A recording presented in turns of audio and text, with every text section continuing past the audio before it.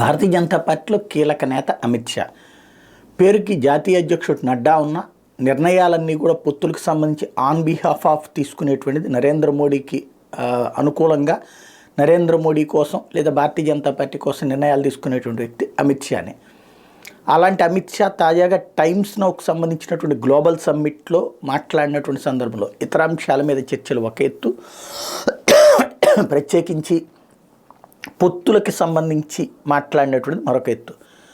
పొత్తులకి అంటే ఇంతకుముందు నితీష్ కుమార్కి ద్వారాలు క్లోజ్ చేసాం, ఇక మళ్ళీ రానియమని చెప్పారు. అట్లాగే చంద్రబాబు నాయుడుకి అప్పుడు రానియమని చెప్పారు. ఇప్పుడు నితీష్ కుమార్ వచ్చేసాడు, చంద్రబాబు కూడా వెళ్ళడానికి సిద్ధంగా ఉన్నారు. అయితే ఆంధ్రప్రదేశ్ పొత్తులు అని అడిగినటువంటి సందర్భంలో ఇంకా జరుగుతూ ఉన్నాయి దానికి సంబంధించి అన్నటువంటిది ఒకటి చెప్పుకొచ్చారు. అంటే ఫైనల్ కాలేదు అన్నటువంటిది అందులో సంకేతం, ఇంకా జరుగుతూ ఉన్నాయి.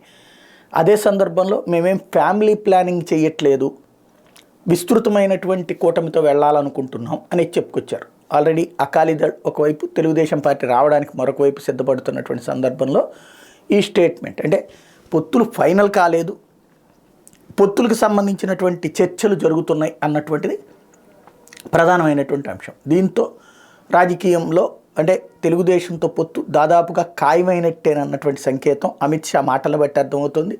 కాబట్టి ఇప్పుడు వాస్తవంగా తెలుగుదేశం జనసేన రేపో మాపో లిస్టులు అనుకున్నారు. ఇప్పుడు ఈ కారణంగా లేట్ అవుతుందో చూడాలి.